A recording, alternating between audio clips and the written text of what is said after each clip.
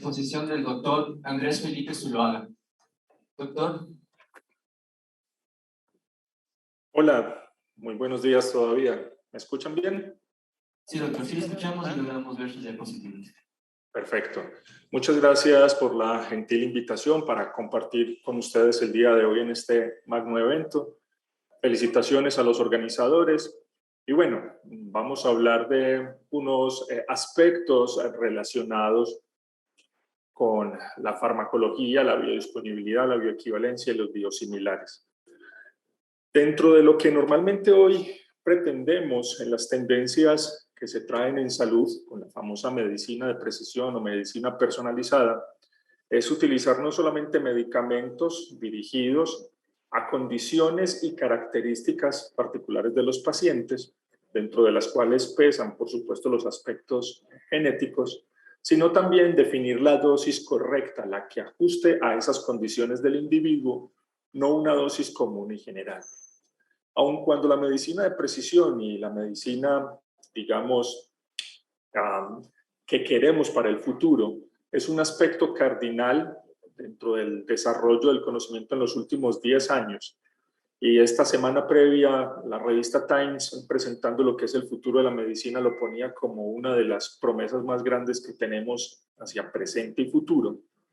Hay algunos aspectos que complican aún más este asunto de la medicina de precisión y potencialmente tiene que ver con un aspecto esencial y es las tecnologías en la medida que se van aumentando y se va dando disponibilidad de ellas en el mercado, pues también va generando una crisis en cuanto a recursos económicos. Las sociedades no necesariamente tienen cómo pagar las nuevas tecnologías y en ese sentido, pues la necesidad de tener siempre competencia va a ser un elemento esencial para poder favorecer que las tecnologías lleguen realmente a la totalidad de la población.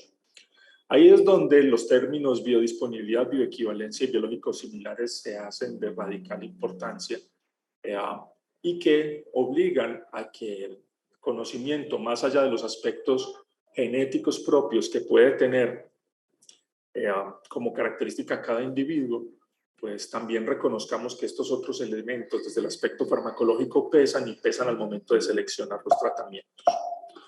Bien, quiero manifestar que he participado en múltiples conferencias y actividades pagadas u organizadas por la industria farmacéutica, toda la que ustedes quieran poner en un listado, no tengo ningún problema. Yo no trabajo ni estoy vinculado con ninguna empresa farmacéutica y en esta charla en particular fui invitado por la universidad. Así que quiero empezar esta presentación mostrando lo que es una proyección del gasto en salud, porque todos los problemas de salud normalmente terminan también en aspectos infortunadamente económicos. Aquí hay una proyección de los gastos de los países de la OCDE, pues como un organismo multilateral que sugiere cómo los países miembros invierten a partir de su Producto Interno Bruto en salud. Hay países con un gasto excesivo, como podría decir uno de los Estados Unidos. Las flechas simplemente proyectan hacia el 2030 cuánto más va a aumentar. Hoy, alrededor del 17% del Producto Interno Bruto, y países como Turquía con una inversión relativamente baja del 4%. En mi caso, Colombia, pues hoy mantenemos una cifra alrededor del 6% y que puede llegar hasta el 8%. Obviamente, la estimación es que esos gastos tienden a incrementarse y en ese sentido, pues van dificultando cada vez más lo que es la apropiación de las tecnologías por parte de la población. ¿Qué más podemos decir sobre esto? ¿Qué presiona el gasto en salud? Por supuesto, en un lado está el mayor ingreso. En la medida que las personas tienen un mayor ingreso, también empiezan a tener mayores expectativas. Nos gusta la tecnología y en ese sentido, pues nos hacemos partícipes de ella y la apropiamos en nuestras vidas en la medida que tenemos dinero. Potencialmente, con el uso de las tecnologías viene un problema y es la ineficiencia, en el sentido que pueden empezarse a utilizar o a proveer tecnologías de todo tipo a la población sin que necesariamente sean requeridas o útiles. Y en este sentido, en salud, pues puede haber un mayor gasto sin que esto implique mejoras en la salud. Adicionalmente, puede haber una mayor necesidad de mano de obra, no solamente altamente especializada, sino en mayor cantidad y tiempo o inversión de sus horas de trabajo para poder desarrollar una actividad, lo que vuelve más costosa la producción en salud. Pero el cuarto punto definitivamente es a mayores desarrollos tecnológicos, mayor demanda. Y en el campo de los medicamentos eso sí que pesa. En la medida que vamos teniendo nuevas terapias, recientemente tuvieron una charla sobre eso, terapia génica, u otras alternativas de tratamiento que antes no disponíamos, por ejemplo, lo que ocurrió durante la pandemia con las vacunas que tuvimos ofertadas, se genera la posibilidad entonces que haya nuevas tecnologías y la población desea acceder a ellas, y en condiciones de mercado, pues ese mayor deseo no necesariamente se refleja en menores costos. Así que el desarrollo tecnológico también presiona y presiona de manera importante. Ahí es donde no debemos olvidar que los medicamentos tienen importancia en salud y que, de acuerdo a la visión de la farmacoeconomía, pues no son una mercancía cualquiera, son un bien social. Es decir, la universalidad, la totalidad de la población debería tener acceso a un conjunto de medicamentos básicos para el tratamiento de sus condiciones esenciales. Los medicamentos, en una perspectiva del siglo pasado, desde 1900 al 2000, noten ustedes cómo después de la introducción de las medidas de higiene, empezando por allá en 1900, empezaron a reducir la mortalidad, luego los antibióticos en los 40 y finalmente a lo último que tuvimos donde la pandemia pues por VIH-Sida pues no logró elevar nuevamente las cifras a niveles catastróficos. Y aun cuando no hemos tenido un pico todavía como el de la influenza, sí lo tuvimos por SARS-CoV, no llegó a ser del tamaño de lo que fue el pico de la influencia en el 1918 y todavía lo estamos esperando por ese nuevo virus de influenza que debe aparecer en los próximos años causando una nueva pandemia. Más allá, los medicamentos siempre serán una alternativa para disminuir la morbimortalidad y en ese sentido siempre tendrán importancia. Así pues, esto es como poner un elefante a que se balancee en una silla en una cuerda. Digamos que nuestros sistemas de salud serían esos elefantes gigantescos con una cantidad de recursos que se balancean en una pata fuerte, que sería la innovación y el desarrollo, donde el balance con la competencia que sería esa silla, pues tiene que ser muy delicado para no partirla y tampoco pues para fracturar la silla y dejar que el elefante caiga. Y soportados en una cuerda que llamaríamos que es la regulación. Cuando hablamos entonces en términos de biodisponibilidad, bioequivalencia, biosimilitud, estamos hablando de términos finalmente regulatorios. Y hoy tenemos que hablar sobre ellos. El reto en el fondo siempre será generar una sostenibilidad en los sistemas, la cual depende fundamentalmente de todos y que lo hagamos bien. Cuando hablamos de un medicamento nuevo, independiente de cuál sea el que tomemos como ejemplo, el descubrimiento y desarrollo del mismo tenemos que recordar que es un procedimiento complejo, de etapas, lo que llamamos las etapas fase 1, fase 2, fase 3, en las etapas clínicas, lo que llamamos las etapas preclínicas, todo lo que está azul en la diapositiva, y que eventualmente pues, puede llegar a ser finalmente un producto que termine en el mercado y empiece unas fases de desarrollo post-marketing, las famosas fases 4, en la parte final de las columnas de esa ilustración que ustedes tienen. Por mucho que a uno le parezca que salen productos muy riesgosos al mercado, de cada 5 a 10 mil compuestos, solo uno alcanzará a ser aprobado y a los 5 años usualmente de cada 10 aprobados uno terminará persistiendo en el mercado por ser seguro y efectivo. Los demás tendrán problemas de seguridad usualmente y requerirán ser retirados. En ese contexto, pues tendríamos que decir que es un filtro completo el desarrollo donde las inversiones son altísimas para poder lograr tener un producto que se comercialice y se mantenga. Pero una vez se mantiene, ¿en qué momento puedo tener competidores para que esos competidores surjan al mercado y a través de la competencia se reduzca la cantidad de recursos que debo invertir en esa tecnología? Eso no es una pregunta menor. Fundamentalmente está asociada a la protección de patentes y en diferentes países oscila entre los 7 y puede llegar hasta los 20 años, de acuerdo a los acuerdos comerciales que existan en la materia. Eventualmente, una vez vence la patente de un producto de referencia que pasó por todas estas fases, los competidores tienen la oportunidad de surgir y para ello es que se requieren fundamentalmente rutas regulatorias que los favorezcan en cuanto a cómo aprobarse y qué condiciones deben traer estos. La OMS sugiere que todavía un tercio de la población del mundo carece de toda posibilidad de acceso a esos medicamentos que llamaremos esenciales, que conllevan esta característica de 5 elementos que están en rojo en la ilustración: calidad, accesibilidad, eficacia, inocuidad y costo. Bajo esta perspectiva, lo primero que debemos garantizar es que cualquier fármaco que reciban las personas tenga calidad, que sea asequible, que tenga unas condiciones demostradas de efectividad, que sea seguro y obviamente al menor costo. Bajo esa perspectiva, la OMS entonces acepta en el caso de las moléculas pequeñas lo que llamamos como medicamentos genéricos, como una parte de la solución, y que en el caso de los biológicos llamaremos como biológicos similares, en el sentido que tanto genéricos como biológicos similares, estos últimos aplicados, repito, a los medicamentos biológicos, todos deben llevar esa misma característica de calidad, asequibilidad, eficacia, inocuidad y costo. ¿Cómo lograrlo entonces? Pues hay diferentes formas. La ruta fácil y la ruta que puede ser un poco más compleja. Ambas pueden llevar a éxito y eventualmente pues dependerá de lo complejo que sea el tema que estemos discutiendo. Así que hablar de estándares de calidad, de competencia y regulación, pues no debería ser un tema proscrito de las facultades de medicina. Debería ser algo que también se enseñe y se le enseña a todos los profesionales de la salud, de hecho, sin ninguna restricción. Y a veces, pues, este tipo de formación falta. Y lo digo como profesor y director de un departamento académico en una facultad de una universidad pública en mi país, en Colombia, de más de 150 años.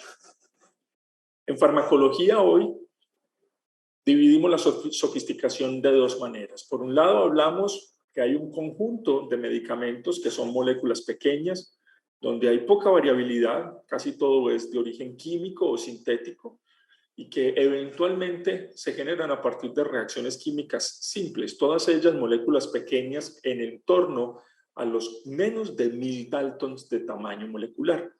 Y por el otro tenemos las famosas moléculas grandes, tan grandes que son variables. La biología es la que aplica, aquí es donde hablamos de productos biológicos o biotecnológicos, donde aplican técnicas como ADN recombinante, hibridoma, transgénesis. En muchas otras, digamos, partes del mundo se incluyen tecnologías que aún ni siquiera están en el mercado. En términos generales tendríamos que decir que son productos que derivan de organismos vivos, células o sus partes, y que claramente tienen tamaños de más de 5000 daltons y que pueden llegar incluso hasta los 900.000 daltons, lo que hace que tridimensionalmente sean no solamente grandes, sino complejos de analizar. Bajo esa perspectiva, el ejemplo típico de las moléculas pequeñas y el medicamento a su vez más importante del siglo pasado fue la aspirina.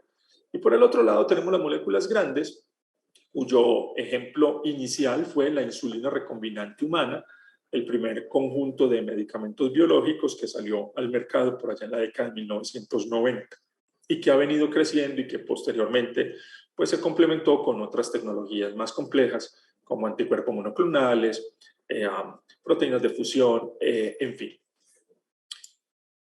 Si comparamos las moléculas pequeñas con las moléculas grandes, entonces pues tendremos no solamente el tamaño como una diferencia importante, la estructura, en un caso muy simple, tan simple que se puede fácilmente copiar esta misma estructura química de un lado al otro, y ustedes lo podrían copiar en este momento en sus mesas en una hoja, la estructura química de la aspirina, que es la que figura en esta ilustración, pero que difícilmente podrían hacerlo con todas estas hélices alfas, betas, que se cruzan de un lado para otro, en un caso un anticuerpo monoclonal, como es el ejemplo concreto de esta ilustración pequeña de un medicamento biológico o de una proteína terapéutica. La manufactura es predecible en el caso de las moléculas pequeñas. La manufactura de un producto biológico es específica del fabricante. Cada manufacturador pues, utiliza su propia línea celular, sus propias características y know-how para producir un medicamento que termina siendo, entre otras, único.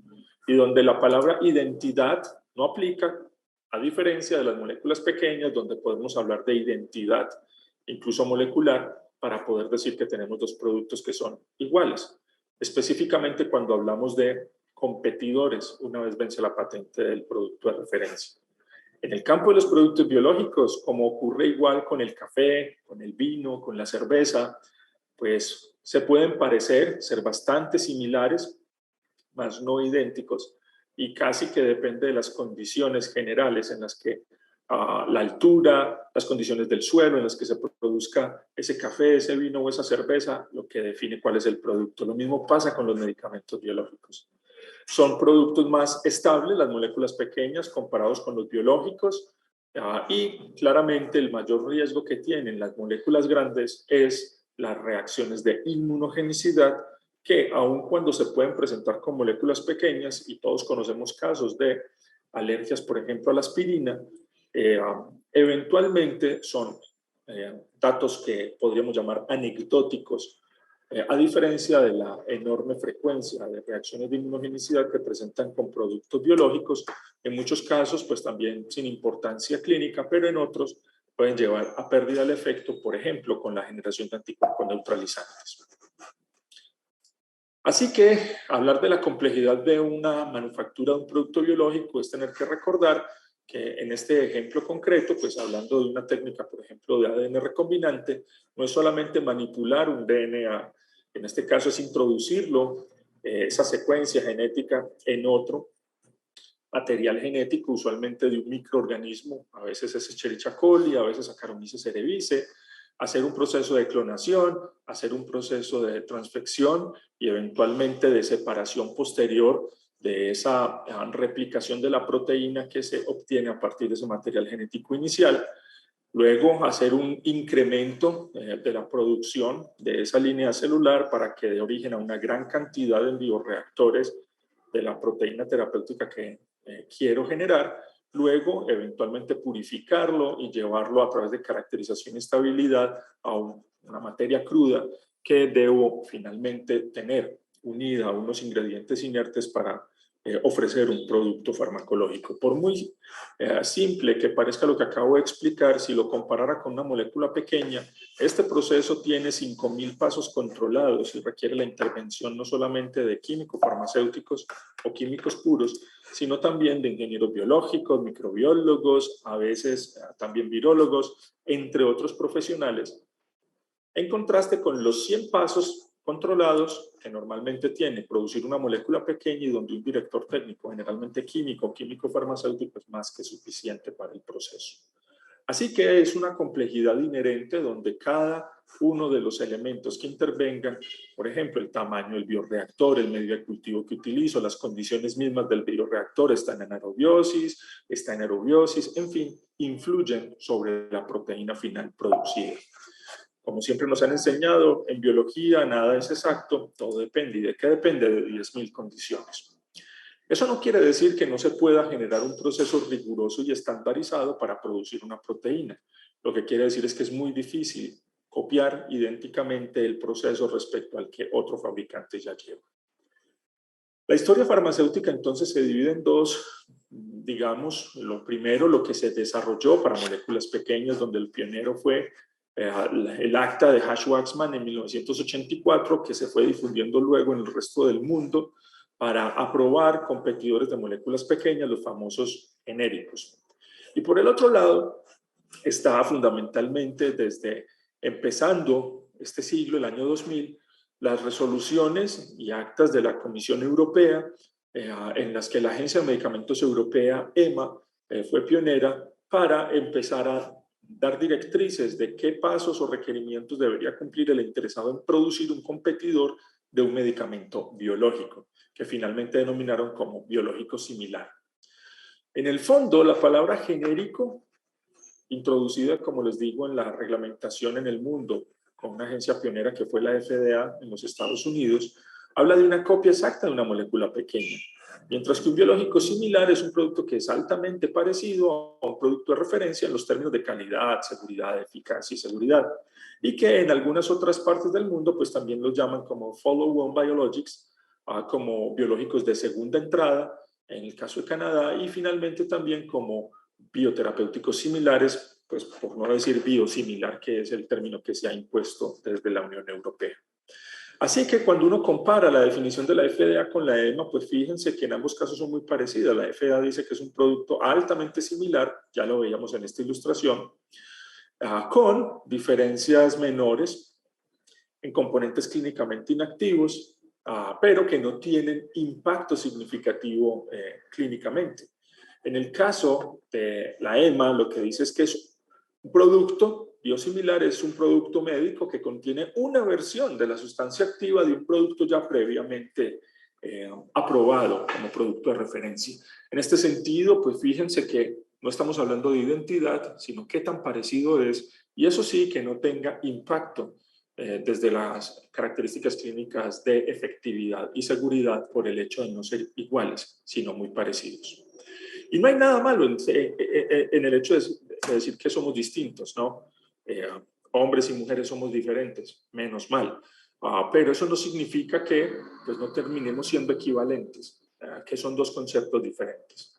Así que lo mismo pasa con medicamentos. Uno puede tener diferencias, pero hasta dónde eso tiene impacto en efectividad y seguridad, hasta dónde son equivalentes o no. Eso es lo que debemos demostrar. Como los biosimilares son producidos en células vivas, no pueden ser replicados exactamente, pues dependiendo de la complejidad del producto biológico que estamos hablando, se pueden dar procesos que terminen siendo muy distintos entre dos anticuerpos monoclonales que sean similares. Uno de ellos puede tener que ver con procesos, por ejemplo, de glicosilación en los anticuerpos monoclonales que alteren una fracción de ese anticuerpo monoclonal que termine afectando no solamente, por ejemplo, la actividad biológica, a lo que sería esa citotoxicidad dependiente de anticuerpos, sino también la farmacocinética del producto al incrementar su tamaño. Los procesos de glicosilación son naturales en algunas proteínas terapéuticas, en algunas glicoproteínas especialmente, y mientras más compleja sea esos procesos de glicosilación, pues más análisis habrá que hacer para entender hasta dónde las variaciones que puede haber en el proceso de fabricación puedan tener impacto o no finalmente a nivel clínico. De hecho, las variaciones que se presentan dentro de los productos no solamente se dan entre competidores, también se pueden dar lote a lote. Y dentro del mismo frasco del medicamento que tenemos. Normalmente en biológicos hablamos de microheterogeneidad. Esto lo que quiere decir es que dentro de la misma ampolla el fármaco que tú tienes puede tener variaciones moleculares del orden de hasta 1.000.000 de formas diferentes. Esto quiere decir que pues, esas variaciones te obligan a testear lote a lote para ver que el comportamiento del mismo se mantiene dentro de lo que fueron los desarrollos iniciales o estudios iniciales de la fabricación del medicamento. Y cuando hay un cambio, pues explicar si ese cambio es positivo o negativo e incluso el fabricante pues tener que eliminar el lote completo o tener que hacer estudios clínicos complementarios. Estoy hablando del mismo fabricante del producto de referencia, incluso ni siquiera de un competidor. Aquí ustedes pueden ver un ejemplo, noten ustedes cómo hubo un cambio en la valoración que se hacía en el número de variantes básicas que fueron apareciendo con una pequeña introducción de un cambio que se dio en la manufactura del producto en la línea celular. Se desaparecieron esas variantes básicas. El impacto neto de esto pues, se puede observar en los colores que siguen, disculpen, en las ilustraciones, el azul claro versus el azul oscuro. El número, por ejemplo, de porciones con glicosilación era mucho más alto cuando existían, era mucho más bajo cuando existían esas variantes básicas precambio. La actividad de la citotoxicidad dependiente de anticuerpo aumentó cuando se hizo poscambio, lo que puede sugerir que si esto es un anticuerpo monoclonal cuyo mecanismo de acción depende de este mecanismo, pues podría favorecerse. Entonces podría aumentar la efectividad, pero a su vez generar más reacciones de inmunogenicidad, lo que se ve en el panel C y D respectivamente. Este es un mismo producto, un mismo fabricante. ¿A qué lleva esto? A que el fabricante entonces reconozca que pequeños cambios, incluso dentro de su proceso, pues puede llevar a respuestas diferentes que son observables y deben ser valorables permanentemente, lote a lote, en cada producción que tenga, para poder saber que su producto se mantiene dentro de lo esperado. Y si no, pues tomar decisiones.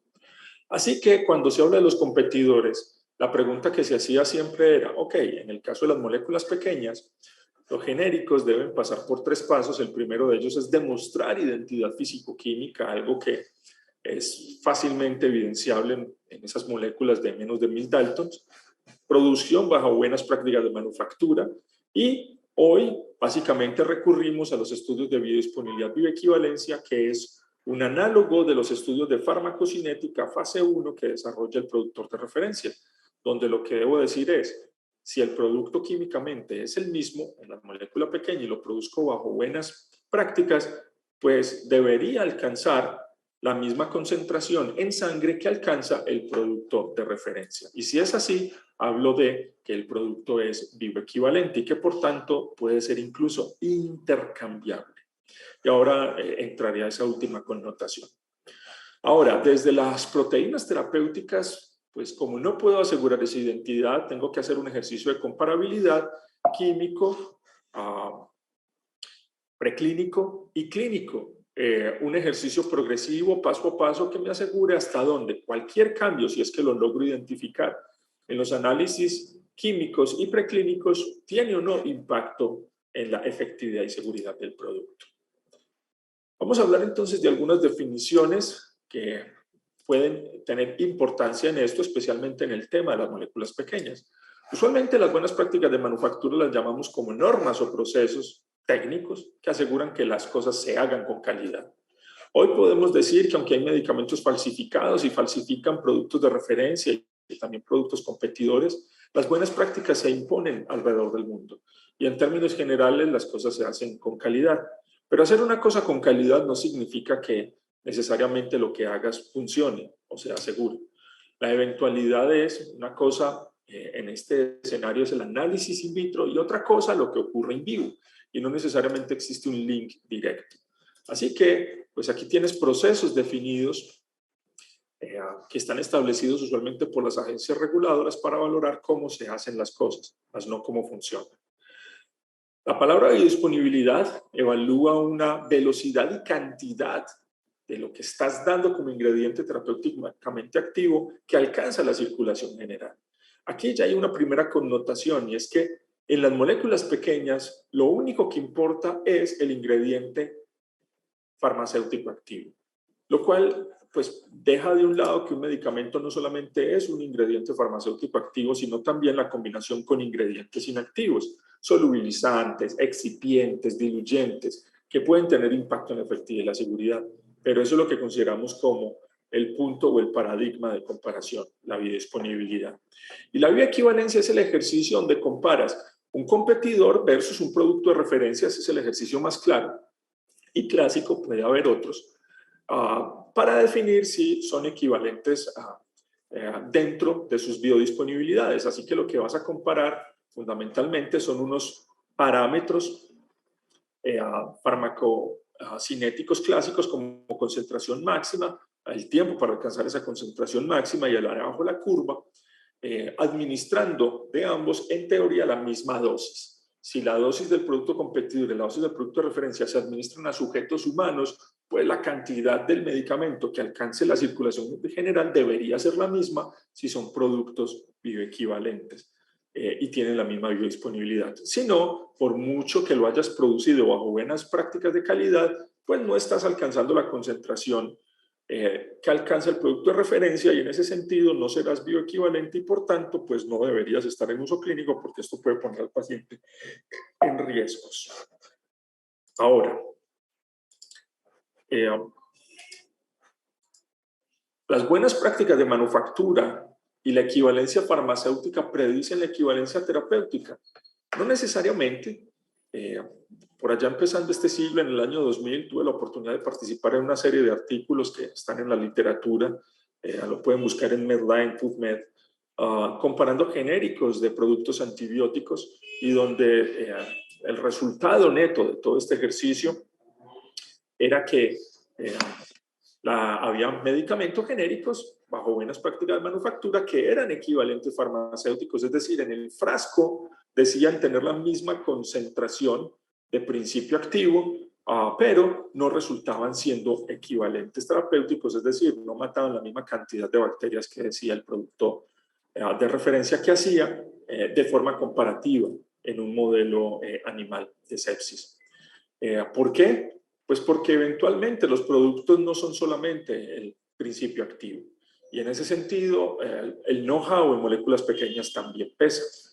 Así que para poder predecir a través de el conocimiento qué puede pasar con una molécula pequeña, pues hoy en día se recurre a los estudios de biodisponibilidad, bioequivalencia, que pues no serán unos estudios clínicos comparativos, en el sentido de estudios de efectividad comparativa, pero sí son estudios clínicos farmacocinéticos donde podemos definir a partir de la concentración que se obtiene, al menos si es indistinguible entre los productos, podemos con ese dato inferir que deberían funcionar como lo hace el producto de referencia.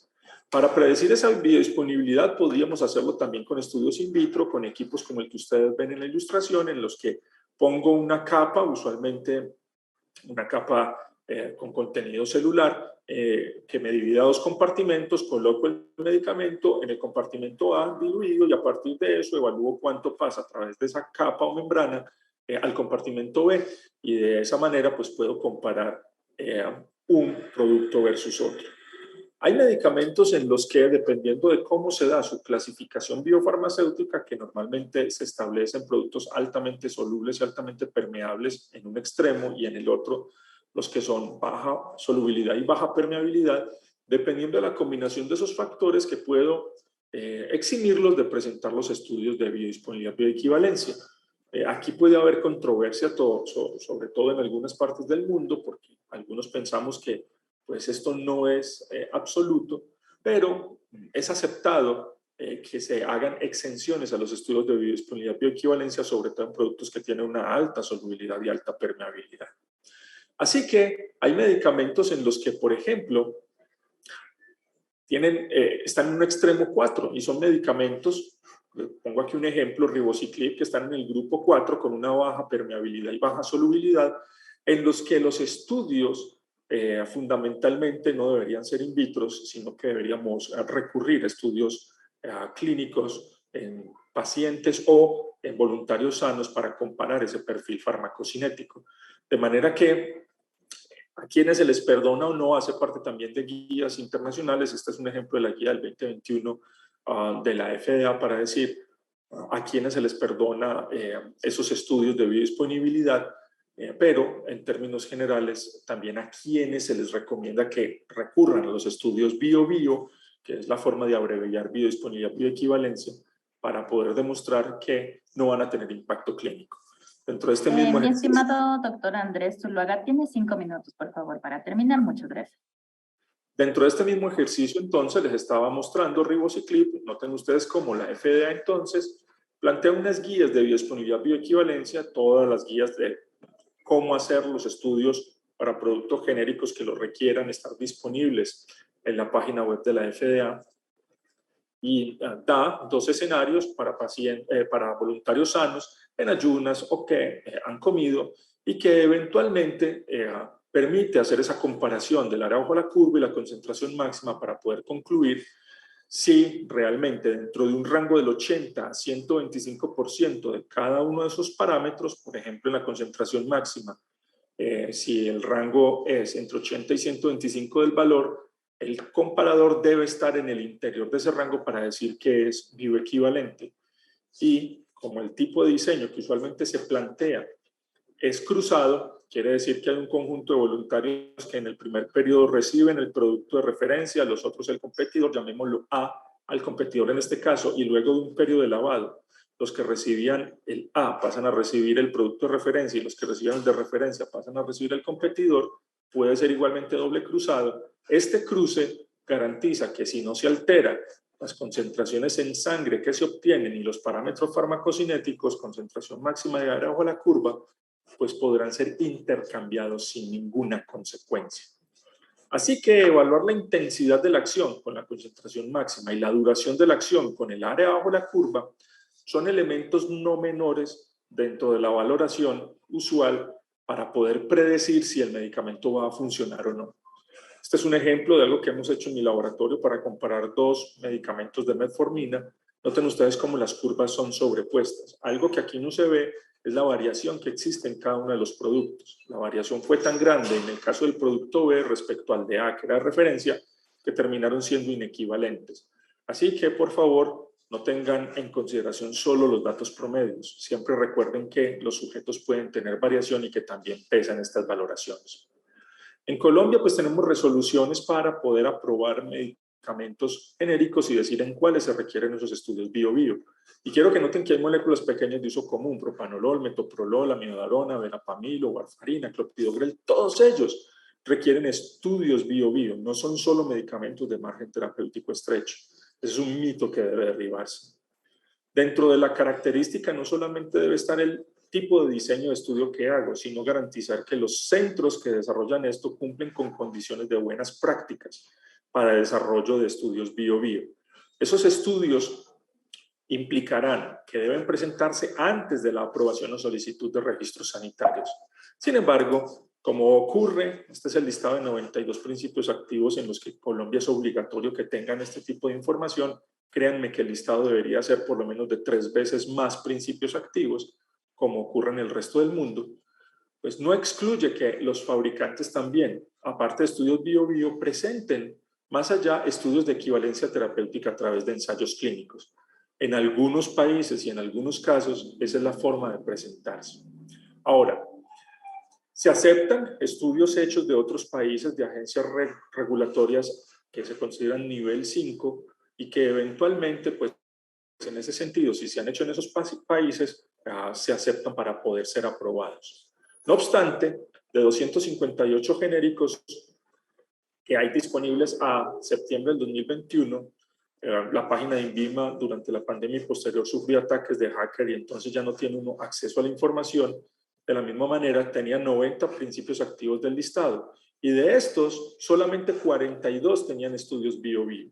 Así que en mi país, a pesar que existe normatividad, todavía siguen existiendo genéricos que, según la norma, deben tener estudios de biodisponibilidad bioequivalencia, pero que aún no lo han hecho. En Estados Unidos, todos los productos genéricos aparecen en el Orange Book, tienen estudios de biodisponibilidad bioequivalencia y por eso es que hay tanta tranquilidad para el uso. La intercambiabilidad, entonces, es un asunto de intenso debate en muchos países y donde hoy el dogma para poder predecir esa intercambiabilidad se fundamenta en estudios de biodisponibilidad bioequivalencia, aun cuando la presunción de equivalencia terapéutica pues, no se demuestra de forma directa. En el caso de los biológicos, como cada biológico es manufacturado con una línea celular única, y a través de un proceso biológico donde todo puede tener importancia, no hablamos de identidad. Y hablar de intercambiabilidad de biológicos a priori, cuando hablamos de biosimilares, pues es algo que no se considera en términos generales aceptado por las agencias reguladoras.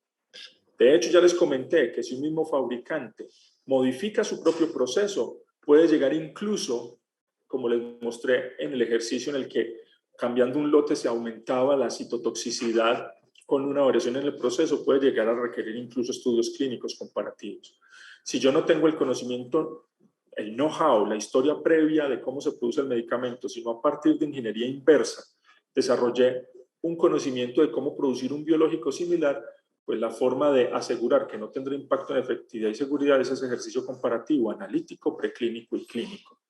Esa exigencia deriva de lo que se sabe de los mismos fabricantes que desarrollando plantas en Europa y en Estados Unidos empezaban a obtener, siendo productores de referencia, variaciones en sus resultados. Y por eso tendrían entonces los competidores sin know-how que pasar por ese proceso.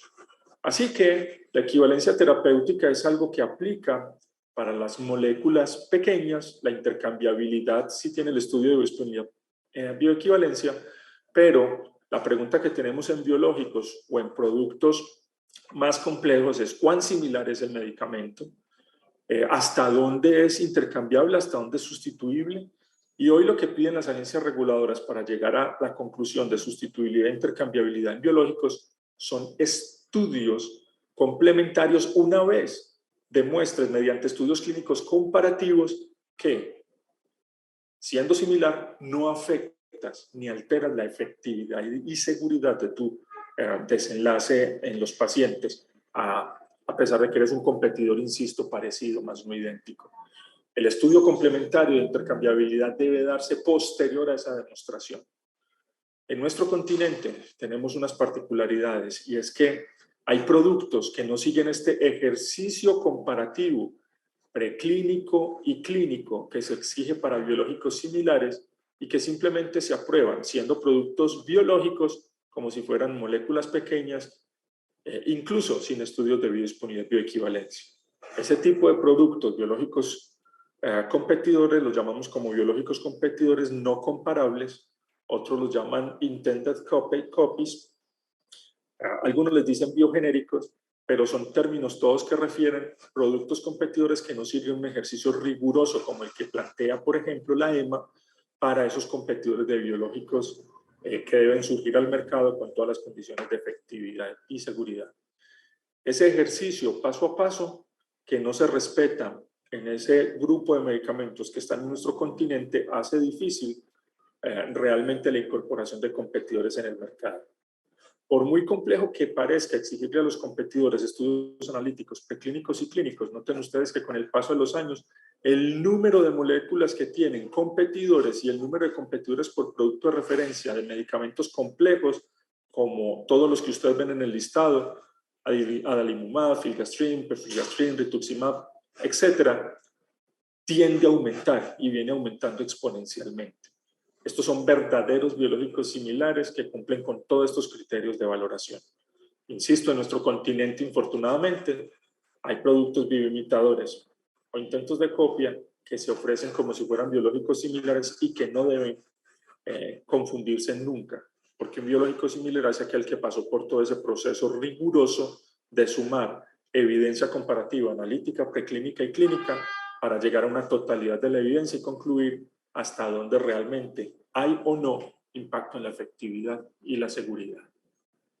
Muy bien, espero con esto haberles dado un panorama global de las moléculas pequeñas y grandes, cómo se aprueban los competidores y el impacto que tienen y tendrán dentro de lo que es la utilización de estos medicamentos en enfermedades de distinto tipo, incluyendo, por supuesto, no solamente las genéticas, sino cualquier otra que padezca el ser humano. Muchas gracias. Debido a cuestión de tiempo, pues tenemos que saltarnos la ronda de preguntas y la cual les invitamos a todos a que cualquier inquietud o pregunta que tengan hacia el doctor, no nos hagan llegar por correo electrónico para hacerle llegar por medio del mismo a usted, doctor, y responder las inquietudes del público. Muchas gracias. Muy amable. Gracias.